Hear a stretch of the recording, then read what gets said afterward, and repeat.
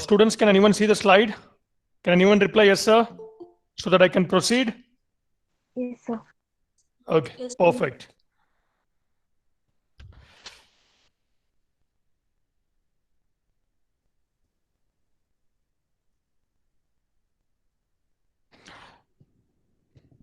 We'll just start today's risk management session with a quick recap of the concepts what we had discussed in the earlier class. So we were discussing about the financial risk. We majorly discussed about the interest rate risk and the currency risk here. So what is interest rate risk?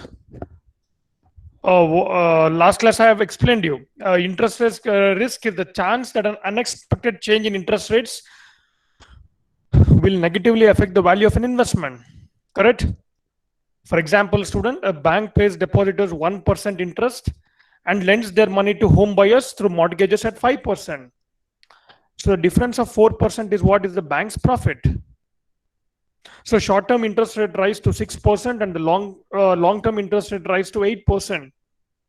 But in spite of that, the bank is still collecting 5% on its loan. But now must pay depositors 6%, losing money at 1%. Okay. So however, the terms of its liabilities are usually shorter than the terms of its assets. And the second type of financial risk, what we discussed in the earlier class, was currency risk. So the risk, see, when we are speaking about currency, it is a form of risk that arises from the changing in price of one currency against another currency. Correct? So it will always be fluctuating. Its volatility will be very high. So whenever investor or companies have assets or business operations across the national borders or outside India, so they face this currency risk if their positions are not hedged properly. So this we have discussed. Then after that, we even discussed about the insurance market dynamics in the previous class, wherein we discussed about the underwriting cycle, the consolidation in the insurance industry, and the securitization of risk. Then in today's class, we will start discussing about the loss forecasting, wherein we'll try to understand majorly 3 techniques used by almost all the managers, that is probability analysis, statistical analysis, law of large numbers. Students, once again, I'm asking you before going to today's class, am I audible? Can you see the slide? Please reply. Yes, sir. Okay.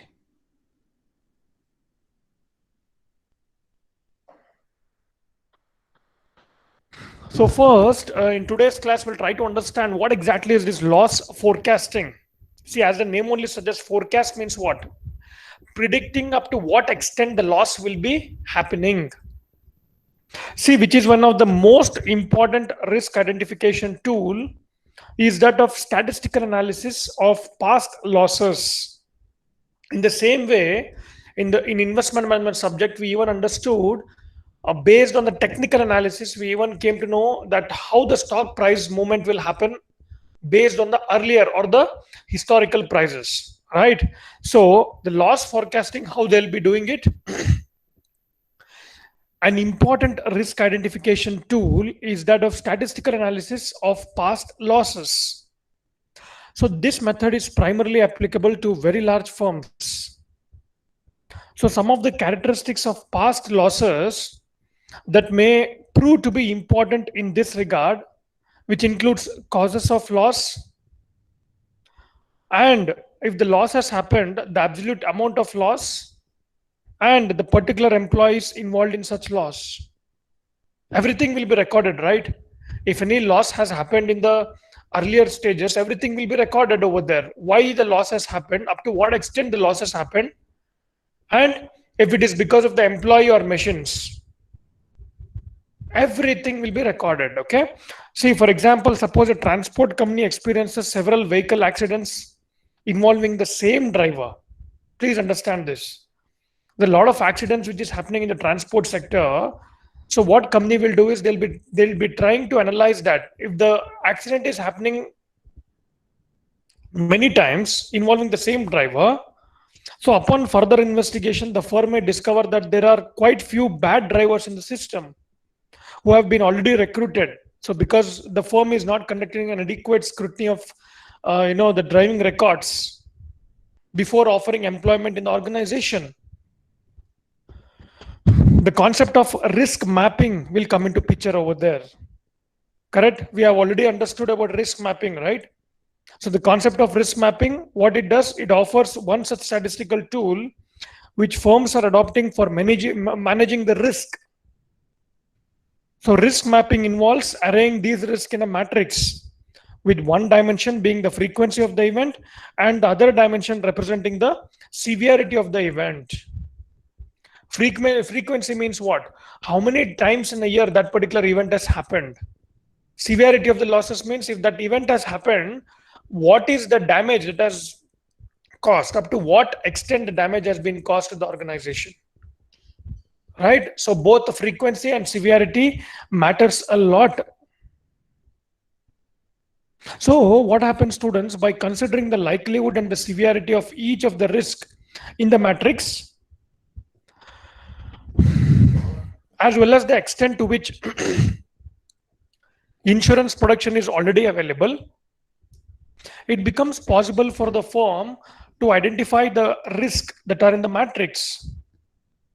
So what happens here? The risk manager will not be able to estimate an insurance coverage proposal unless he has some level of confidence about the enormity of expected losses and even the reliability of the estimate. Correct? So based on loss forecasting, the risk manager may be able to judge correctly. I'm repeating, please understand, students. So based on the loss forecasting, what happens? The risk manager may be able to judge correctly whether to opt for retention. When an individual will opt for retention, when the insurance premium, what they're paying, will be too costly compared to the damage. So then they'll go for retention, risk retention, correct? So at that time, the risk manager may be able to judge correctly whether to opt for retention when an insurance bid is too high, or opt for insurance when the insurance bid is relatively very low to the expected losses. So that is what is about loss forecasting. So here the risk manager may use several techniques to forecast the losses. Please see the slide over there. I'll explain you every method, every technique in detail now. The first one is called, what we are studying now, students, we are understanding the various techniques in loss forecasting. They might be asking a question. Explain the various techniques of loss forecasting. The first one would be probability analysis, and the second one is statistical analysis, and the third one is law of large numbers. So first, let me explain all of you probability analysis. Now, all of you have studied probability. What is probability? The probability of an event refers to its long-term frequency of occurrence. So all events have a probability between 0, that is an event which will certainly not occur, and 1, that is an event which will certainly occur, correct? So to calculate the probability of an event, the number of times a given event occurs is divided by all the possible events of that type. I'm repeating once again. In order to calculate the probability of an event, the number of times a given event occurs is divided by all the possible events of that particular type. For example, students, let me take an example. If, say, 200 accidents are observed to occur in a population of 10,000 who are operating the trucks, then the probability of accident is how much? Is just 2%. How? It is 200 divided by the population, that is 10,000. So this concept can also be termed as chance of loss. So a probability distribution is a mutually exclusive and collectively exhaustive list of all the events that can result from a chance process and contains the probability which are associated with that particular event only. So here what happens, students? A risk manager may monitor the events and determine how often losses of a particular size occur. So then what happens? The firm may decide, or the firm may then use that distribution in order to predict the future losses. Okay, so that is about your probability analysis. Now, the second technique of forecasting the loss is something called a statistical analysis. So it is a probability distribution of losses that could occur. So forecasting by using loss distributions works well if the history of losses tends to follow a specified distribution and the sample size is very large. So knowing the parameters that specify the loss distribution, example, standard deviation and the frequency of occurrence, which will enable the risk manager to estimate the number of events and even the severity and the confidence intervals. And students, please note that many loss distributions can be employed depending on the pattern of the losses. And even some of the statistical methods for loss forecastings are like, mean. All of you know mean means what? The mean is the average of all numbers and is sometimes called the arithmetic mean also. Right? And then we have median. So median is what? Is the value of the middle item of the series when it is arranged in ascending or even the descending order of magnitude. So what it does? It divides the series into two halves. Correct? Median. In one half, all items are less than median, whereas in another half, all items have values higher than the median. So what we are discussing now, we are trying to understand loss forecasting and the various techniques of loss forecasting in the organization. And the third technique of statistical analysis is mode. Mean, median, we discussed. Now the third one is called mode. Mode in a distribution, the item around is the maximum concentration. So what is mode? Mode is the size of the item which has the maximum frequency. So it may be pointed out here that knowing the shape of the distribution curve is crucial to the use of statistical methods in research analysis. Then the last method is called as a regression method.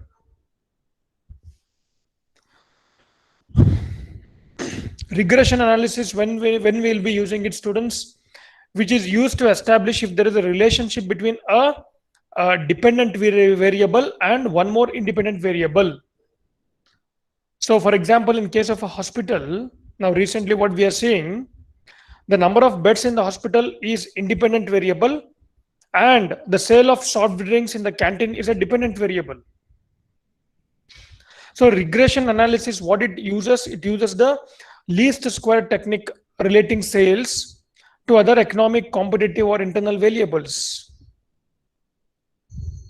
So these are the three these are the methods of used in statistical analysis only. Then the last method, now the last technique used in loss forecasting, very simple, forecasting the loss or predicting how much the loss can happen or how much the damage can happen if a particular event occurs. So now we'll try to understand the third technique of loss forecasting, that is a law of large numbers.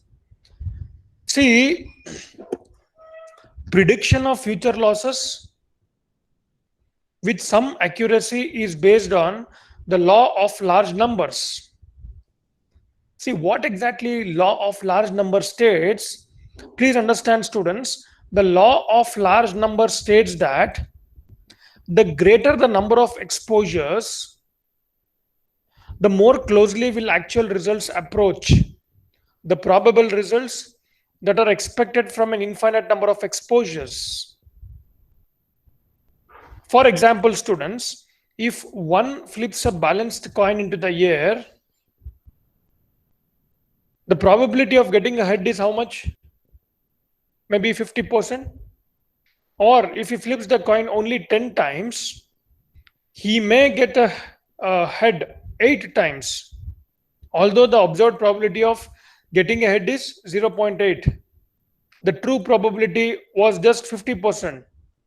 But students, please understand, if the coin was flipped 1 million times, however, the actual number of heads would be approximately 5 lakh. Thus, as the number of random tosses increases, the actual results approach the expected results. So, what I mean to say here is the law of large number states that greater the number of exposures, the more closely will the actual results approach the probable results that are expected from an infinite number of exposures. See, so we always tell you, even when you are doing your analysis part in your research, in your project work, the more the sample size you take, your results will be accurate. Some students will be doing a project in a vehicle showroom. The number of customers will be, say, 5,000, but actual sample size is 100. So how can you draw the inference from 100 people over there? Correct? So what law of large number says? The sample size should be bigger. Then we can get the accurate results in order to forecast the losses which is gonna happen. Okay. So what we discussed just now, we understood about the 3 techniques of loss forecasting, and even we clearly now understood what is this loss forecasting. So what is that loss forecasting means? An important risk identification tool. Correct. So this method is primarily applicable to very large firms. So some of the characteristics of the past losses that may prove to be important in this regard, which includes the cause of loss or the absolute amount of loss and particular employees who is involved in such loss. So here we discussed about the 3 types of or rather 3 techniques of loss forecasting. That was probability analysis, then statistical analysis, and finally the law of large numbers. Next, we'll try to understand the financial analysis in risk management. See, this financial analysis can be in a risk management can be done through 2 ways. That is time value of money, and the second one is called financial analysis applications.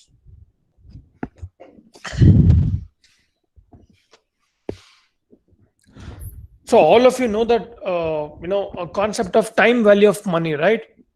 So rupee 1 today will never be the same rupee 1 tomorrow due to various factors. It can be due to inflation or deflation, or it can be for any reason. So time value of money, the risk management decisions are likely to involve cash flows in different time periods. So therefore, the time value of money must be considered. So the time value of money means that when valuing the cash flows in different time periods, the interest earning capacity of money must be taken into consideration. So please understand, students, a rupee which is received today is worth more than a rupee received after 1 year from today, because as I mentioned to you, the rupee received today can be invested immediately to earn the interest. So therefore, when evaluating the cash flows in different time periods, it is important to adjust the rupee values to reflect the earning of interest.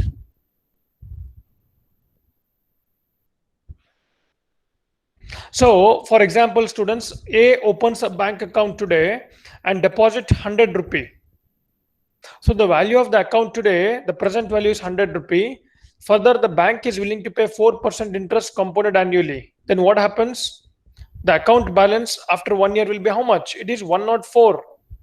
So where is 100 and where is 104? Correct? But very important when we are speaking about the time value of money is where you are investing. It matters a lot. It matters a lot. See, when a classic example, all of you see the slide over there. Let me show you one example.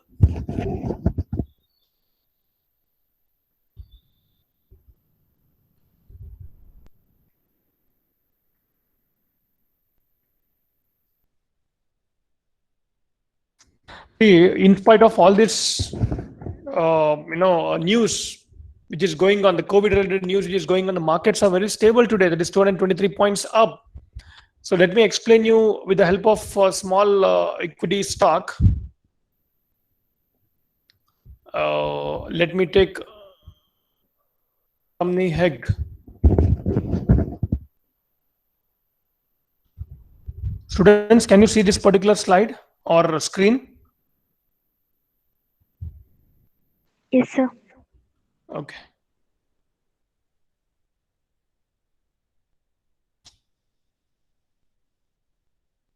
Here,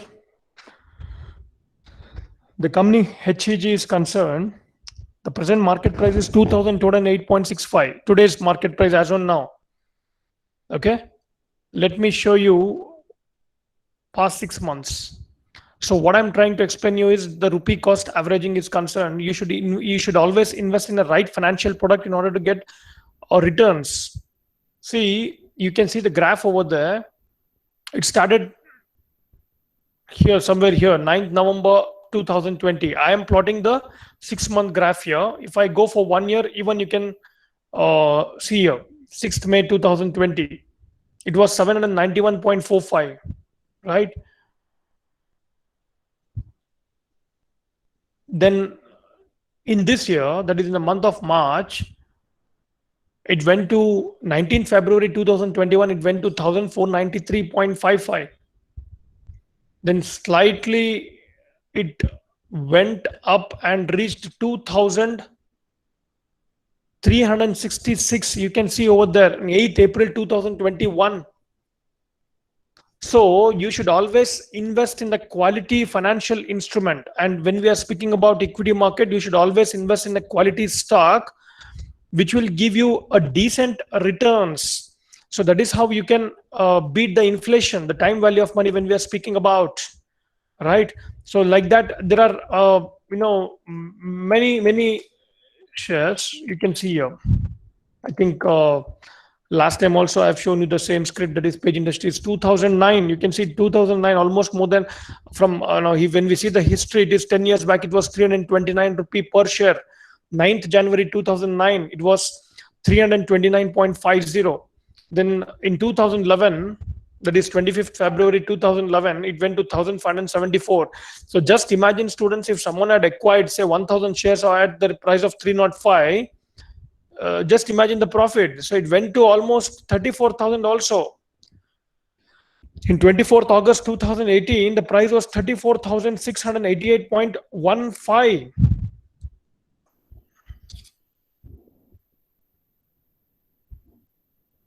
Right. So why I'm showing you all this is, when we speak about the time value of money and beating the inflation, so we should always go for quality investments, and even we should go for, and only remember this, investment in a quality stocks will beat the inflation. The returns what you'll be getting will beat the inflation. So it is not,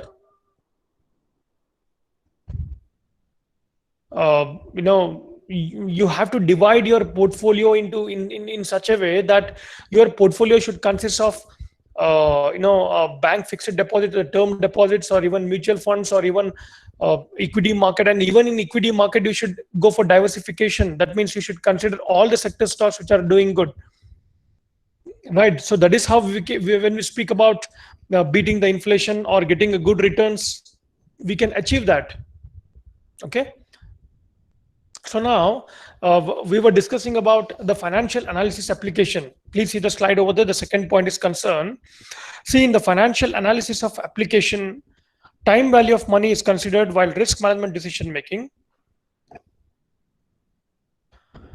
The two types of application involved in the financial analysis applications are, I'm repeating once again, analyzing the insurance coverage bids and loss control investment decisions. So the two types of applications which are involved in financial analysis applications are analyzing insurance coverage bids and loss control investment decisions. So let me explain all of you what is this insurance coverage bids, that is analyzing insurance coverage bids. See, insurance coverage bids analyze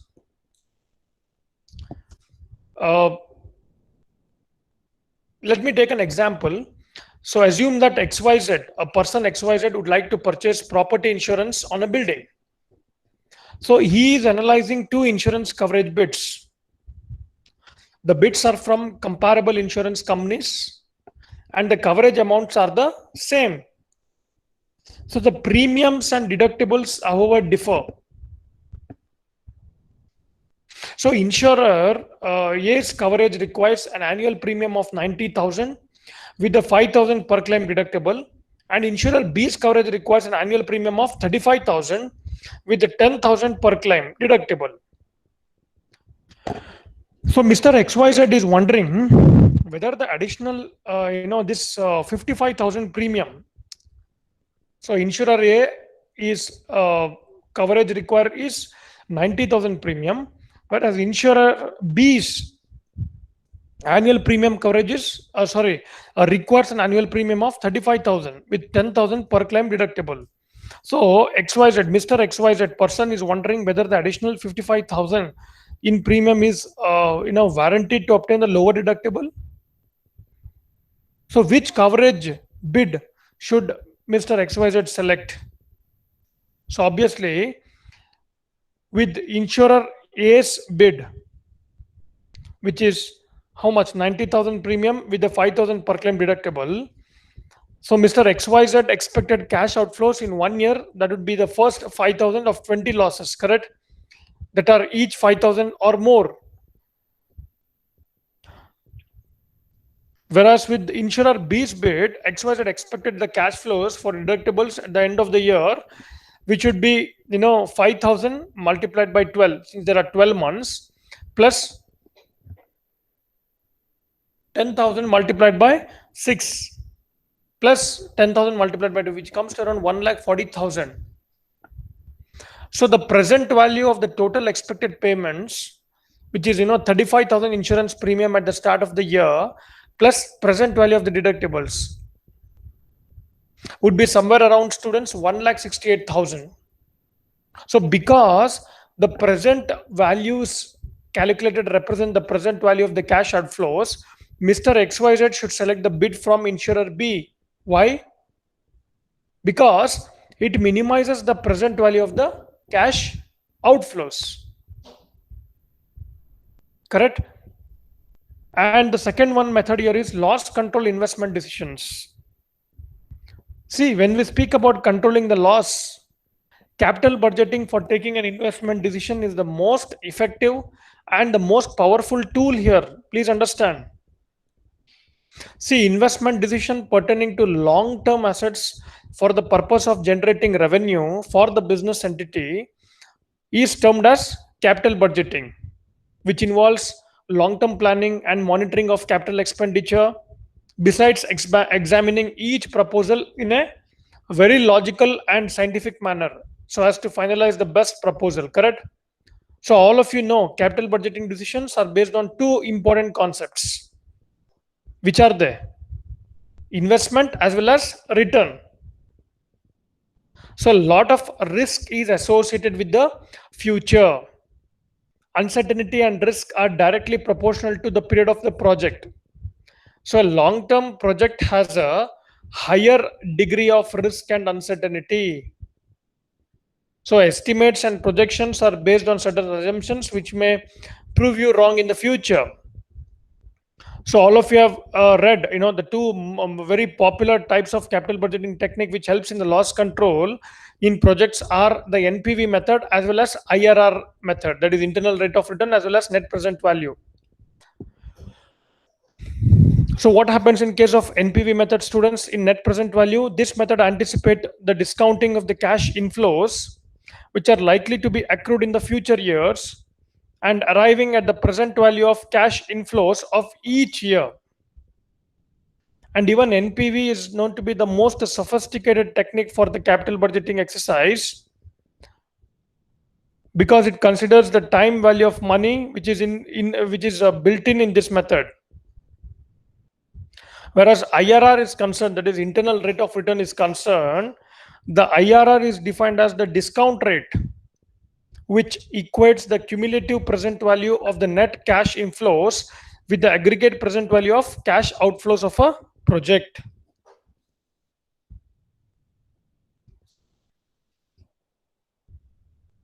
Then we'll discuss the last concept in this particular unit, that's called the risk management tools. So they might be asking you, explain the various risk management tools. The first one is RMIS, that is the risk management information system. I'll explain you each method in detail now. Then we have risk maps. Then we have intranet and risk management sites. And then finally, that is VAR analysis. That's called value at risk analysis. So this is one of the last topic and a very important topic in this particular unit. Okay. So first we'll be taking RMIS, that is a risk management information system. See, a risk management information system, as the name only suggests, it is a computerized database that enables the risk manager to store and analyze risk management data and to use that data for forecasting and control of the future losses. So RMIS, that is risk management information system, can be of great help for making decision in risk management. And even students, RMIS have a multiple usage. So for property exposure management, database can provide the list of companies' assets, correct, insurance policy, reimbursement terms, track the losses. And database which include the list of claims, specific claim status, significant claims exposure. So in addition to compensation claims, the third party administrator, we call it as TPA, can even provide the detailed claim management system for the primary data to RMIS. So today on the fingers, the technology is so much improved that just by a click you get all the information related to any particular topic you want.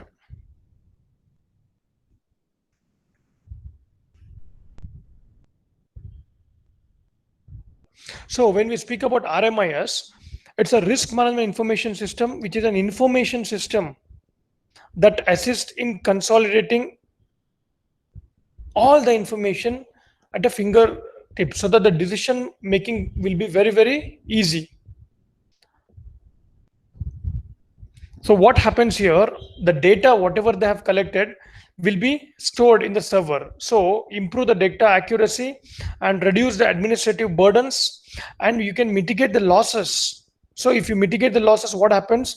You can make informed decisions about how to lower your total cost of insurable risk.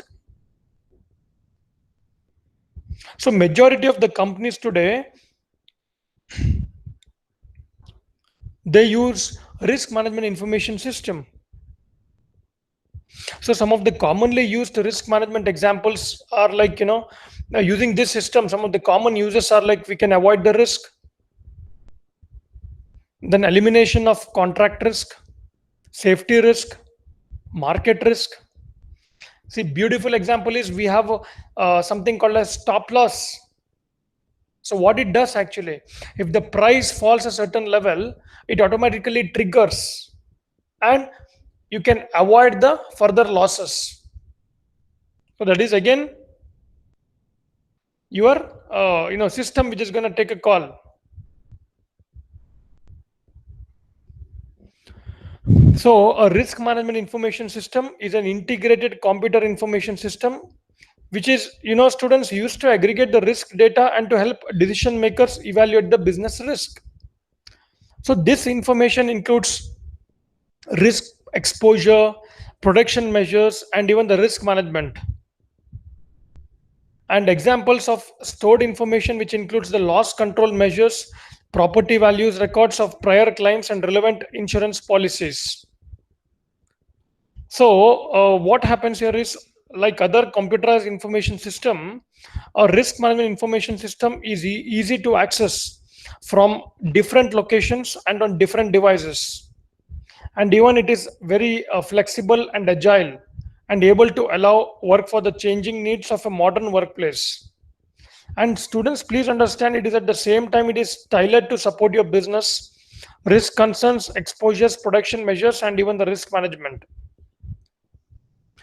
So some of the very important features of this RMIS, that is risk management information system, includes today many of the organizations, they view it as a RMIS as a claim management and incident reporting tool.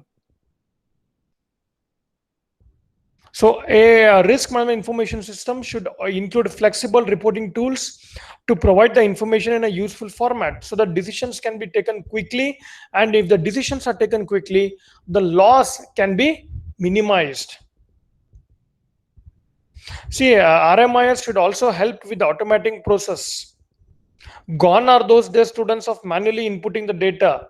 Today, risk management information system, the tools, RMIS reduces the administrative burdens and even improves the data accuracy by automating the processes to even eliminate the human error and even streamline the data collection. So some of the most important reasons to consider investing in RMIS, or why should companies actually invest in RMIS, that is risk management information system, because they can expand the responsibilities, or due to stricter government governance regulations and even more insecurity. And the third one could be brand reputation. So when we speak about the brand and the reputation, see, when you launch a product, you are not only competing with the domestic market here, you are even competing with the international products over there. So with the global economy and the easy access to social media, every organization's reputation is on the line every minute of the day. All of you agree? Every minute they need to strive very hard in order to stay in the market, because the competition level is too much in the market. So an organization's ability to manage its reputation and the potential damage to that reputation is also a marker of its success. So that is the reason all the companies should go for risk management information system. And today's students, there is more number of data than ever before. So what is happening here is information is available all around, and therefore aggregating risk data has become more important than ever. So it is nearly becoming impossible to manage all the information very efficiently through spreadsheets, that is Excel sheets, anymore. So through the use of technology, however, the information becomes not fully manageable but useful. Okay, so many of the organizations today, they use this tool, that is a very popular risk management tool. There are a lot of information systems which are available. Okay, this risk management information system. So RMIS, that is risk management information software, offers a wide variety of important benefits to many of the organization, which includes organizing the data, then automates the processes, then collects and even organizes the information. Okay, and very important is when you do all this, you can save money, you can avoid the loss. So when you avoid the loss, obviously you are saving the money, right? So that is about the first tool, that is called as risk management information system, RMIS. Now the second one, which is called as risk maps. Now what are these risk maps? Some organizations are developed, or they're developing sophisticated risk maps. All of you know the meaning of map, right? Risk maps are what? They are nets of detailed potential frequencies and even the intensity of the risk facing organizations. So what happens here is risk manager must analyze every risk, or each and every risk that organization is facing, in order to define a risk map. So usage of risk maps vary from simple graphic representation of exposures to risk to even simulating analysis for estimating the scenarios of probable losses.